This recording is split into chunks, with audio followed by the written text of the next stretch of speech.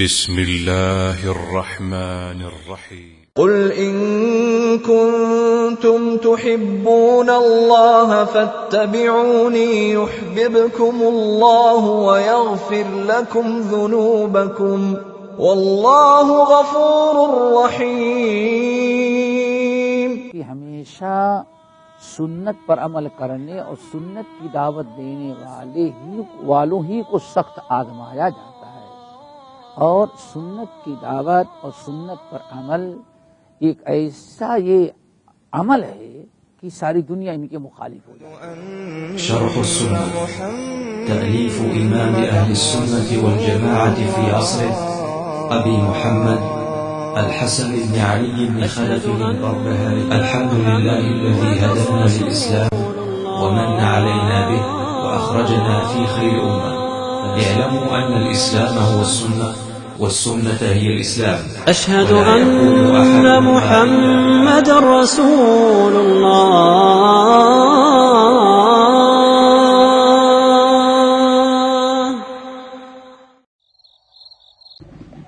بسم الله الرحمن الرحيم. إن الحمد لله نحمده ونستعينه ونستغفره ونعوذ بالله من شرور أنفسنا ومن سيئات أعمالنا. من يهده الله فلا مضل له ومن يضلله فلا هادي له، وأشهد أن لا إله إلا الله وأشهد أن محمدا عبده ورسوله. يا أيها الذين آمنوا اتقوا الله حق تقاته ولا تموتن إلا وأنتم مسلمون. يا أيها الناس اتقوا ربكم الذي خلقكم من نفس واحدة وخلق منها زوجها وبث منهما رجالا كثيرا ونساء واتقوا الله الذي تساءلون به والأرحام إن الله كان عليكم رقيبا. يا أيها الذين آمنوا اتقوا الله وقولوا قولا سديدا يصلح لكم أعمالكم ويغفر لكم ذنوبكم ومن يطع الله ورسوله فقد فاز فوزا عظيما. أما بعد فإن خير الحديث كتاب الله وخير الهدي هدي محمد صلى الله عليه وسلم وشر الأمور محدثاتها وكل محدثة بدعة وكل بدعة ضلالة وكل ضلالة في النار. محترم حضرات، شرح السنہ کا یہ نیا چپٹر ہے، چپٹر نمبر 147 147. امام بربہاری رحمۃ اللہ علیہ کہتے ہیں: وَاعْلَمْ أَنَّ الْأَهْوَاءَ كُلَّهَا رَدِيَّةٌ تَدْعُو كُلُّهَا إِلَى السَّيْفِ وَأَرْدَوْهَا وَأَكْفَرُهَا الرَّوَافِضُ وَالْمُعْتَزِلَةُ وَالْجَهْمِيَّةُ فَإِنَّهُمْ يَرُدُّونَ النَّاسَ إِلَى التَّعْطِيلِ وَالزِّندِقَةِ. یہ بڑا اہم باب اور ایک عبرت و نصیحت اور ہماری اصلاح کے متعلق نہایت اہم مقولہ نقل کر رہے ہیں امام بربہاری رحمۃ اللہ علیہ. کہتے ہیں: وَاعْلَمْ، اچھی طرح سے یاد رکھو، ان الاہواء کلھا ردیہ، ان الاہواء کلھا ردیۃ، ساری بدعات ہوا کی جمع محدثات اور بدعات کو نفس پرستی اور خواہش پرستی کو، تعصب کو کہا جاتا ہے اہوا. تو امام بربہاری رحمۃ اللہ علیہ کہتے ہیں اچھی طرح سے یاد رکھو، ہر قسم کی نفس پرستی اور محدث و بدعات یہ نقصان دہ اور تباہ کرنے والی چیزیں ہیں. تدعو کلھا الی السیف، یہی جملہ سمجھنا ہے. ہر نفسانی خواہش، نفس پرستی، محدث اور بدعات تلوار اٹھانے اور قتل و غارت کی طرف دعوت دیتی ہیں. سب کا آخری مقصد کیا ہوتا ہے؟ تلوار لینا اور قتل و غارت. وَأَرْدَوْهَا، اور ان میں سب سے زیادہ ردی اور سب سے زیادہ کفریہ عقائد والے جو نفس پرست اور احوا ہیں، ان میں روافض، معتزلہ، جہمیہ، یہ لوگ ہیں. فَإِنَّهُمْ، چونکہ دین کے نام پر لوگوں کو بلا کر کے تعطیل اور اسماء و صفات کے انکار، اسلامی احکام کے رد کرنے اور زندقہ کی طرف دعوت دیتے ہیں. اس چیپٹر کو ذرا ترجمہ تو میں نے کیا، لیکن اس کو ذرا خوب ٹھنڈے دل سے سمجھنے کی ضرورت ہے کہ کیا مطلب ہے اس کا. امام مصنف امام بربہاری رحمۃ اللہ علیہ کہتے ہیں، پہلے ہر نفس پرست احوا کس کو کہتے ہیں؟ کتاب و سنت کو چھوڑ کر کے جو اور کوئی راستہ اختیار کرے اسی کو کہا جاتا ہے نفس پرست، اور اسی کو احوا، محدثات اور بدعات کہا جاتا ہے. سورہ قصص کی آیت نمبر 50 رب العالمین نے فرمایا فَإِن لَّمْ يَسْتَجِيبُوا لَكَ، اے نبی آپ اپنی اس اللہ تعالیٰ کی اس کتاب قرآن کی طرف، ہم نے آپ کو جو کتاب و سنت کی شکل میں شریعت دیا ہے اس کی طرف لوگوں کو بلائیں، لوگوں کو دعوت دیں. اب اگر لوگ آپ کی دعوت فَإِن لَّمْ يَسْتَجِيبُوا لَكَ، اگر یہ آپ کی بات، آپ کی دعوت قبول کرنے کے بجائے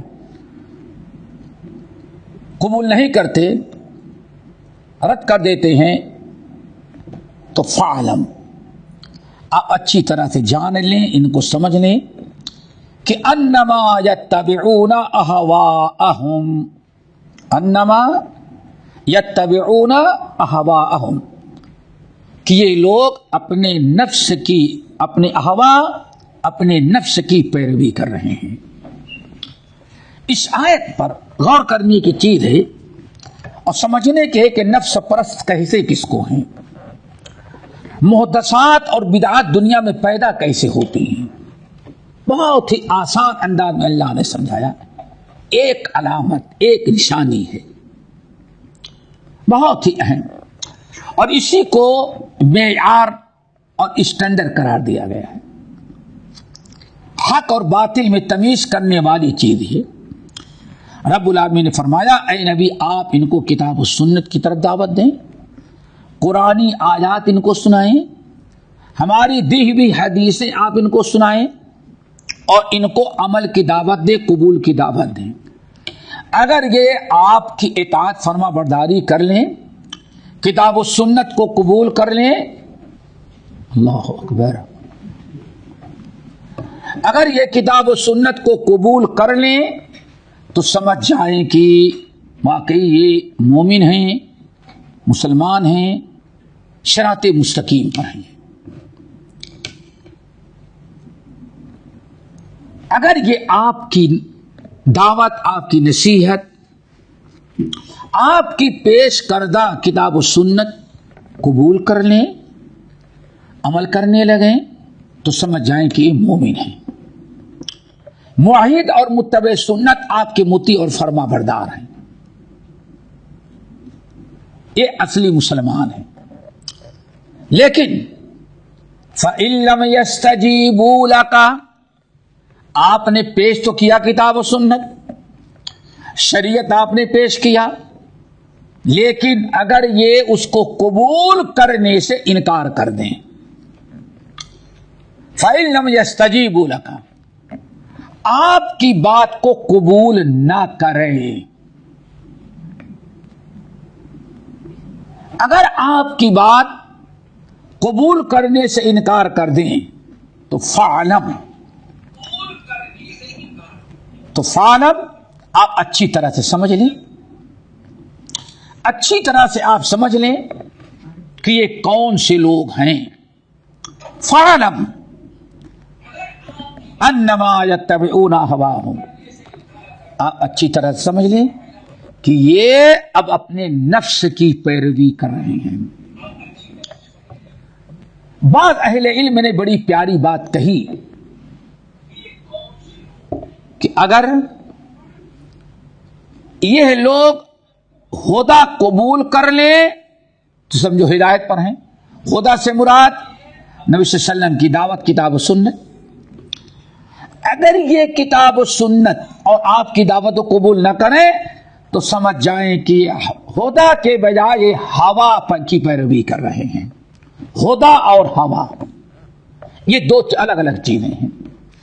खुदा और हवा, खुदा नाम है किताब सुन्नत का और सिराते मुस्तकीम की पैरवी का, हवा नाम है किताब सुन्नत से किनारा कशी, किताब सुन्नत के छोड़ने और नफ्स परस्ती और मुहदसात और बिदआत की राह इख्तियार करने का नाम हवा है। अल्लाह ताला ने नबी अलैहिस्सलाम को बता दिया, अगर ये आपकी बात नहीं कबूल कर रहे हैं तो फालम, समझ जाएं कि अन्नमा यत्तबिऊना अहवाहुम, ये अपने नफ्स की पैरवी, अपने अहवा की पैरवी करें। अब हुदा नहीं बल्कि हवा की पैरवी कर रहे हैं, मुहदसात की पैरवी कर रहे हैं।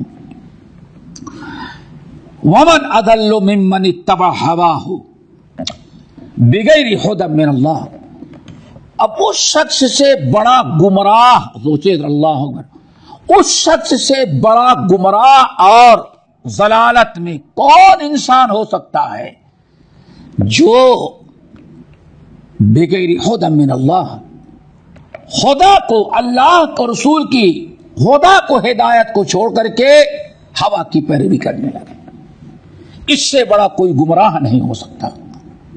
जब आपने समझ लिया तो अब मुसन्निफ की बात को समझना बहुत ही आसान है। मुसन्निफ रहमतुल्लाह अलैह कहते हैं, अगर कोई शख्स खुदा को छोड़ करके हवा की पैरवी करने लगे तो हर किस्म की हवा यानी नफ्स परस्ती, हर किस्म की बिदअत, हर किस्म की का मुख्य मुहदसात, ये इंसान सब के सब न गुमराही हैं, रद्द कर देने के लायक हैं। लेकिन सबसे बड़ी बुराई इसमें क्या है? तदउ कुल्लुहा इला शैफ, हर बिदअत, हर नफ्स परस्ती, हर मुहदसात इंसान को तलवार उठाने और मुसलमानों के कत्ल और खूरेजी की दावत देती है। किसी काफिर की नहीं, यहूद और नसारा की नहीं, तलवार उठा करके अपने मुसलमान भाइयों को कत्ल करने की दावत देती है। और इनमें सबसे ज्यादा पेश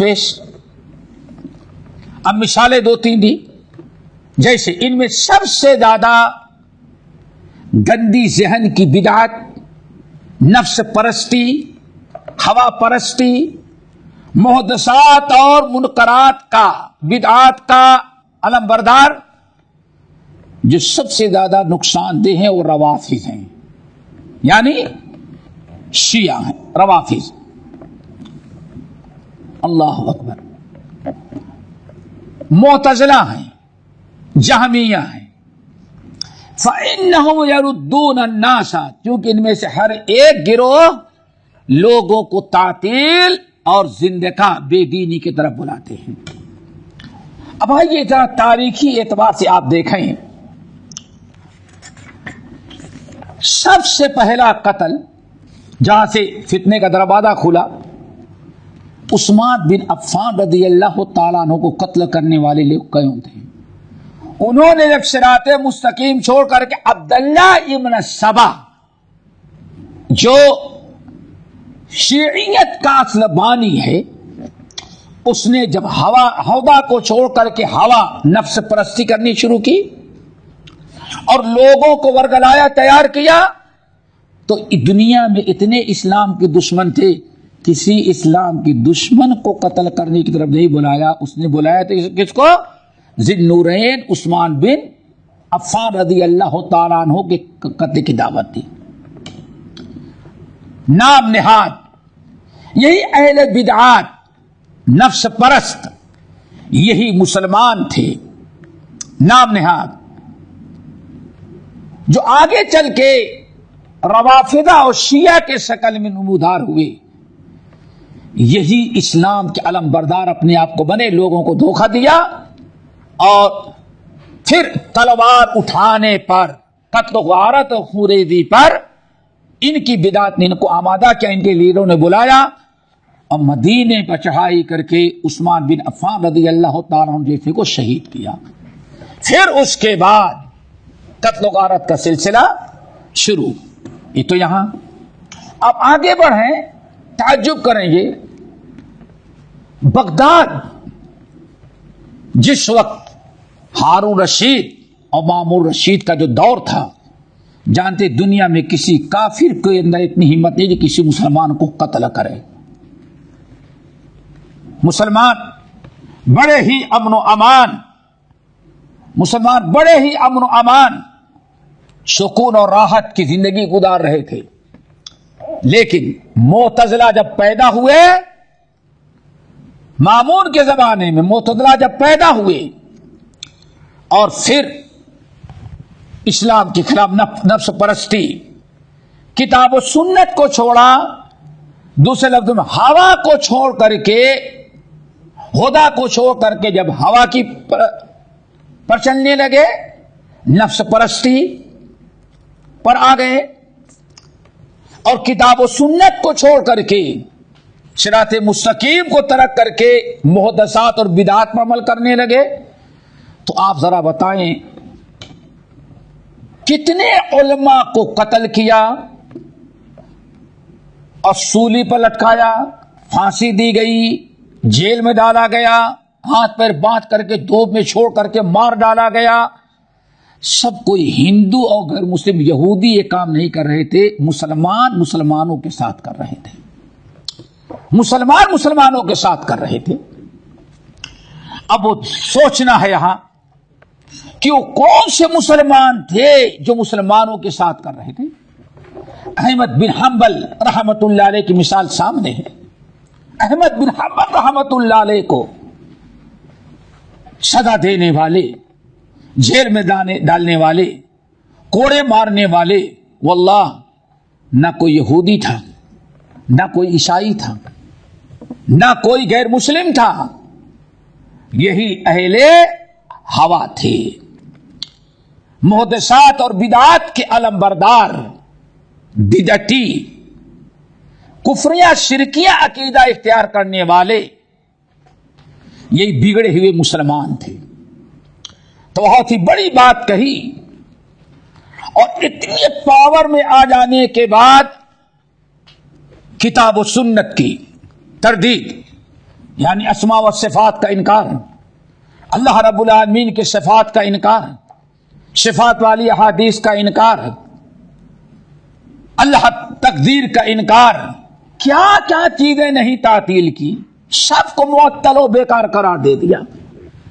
تو دو کام ہمیشہ کرتے ہیں, ایک تو اسلام کو مٹانے کی کوشش, نمبر دو وقت کے موجودہ جو حکام ہوں گے یا جو توحید پرست مسلمان ہوں گے ان کے خلاف تلوار اٹھا کر کے ان کو قتل کرنا بہت ہی بڑا اجر و ثواب اور باعث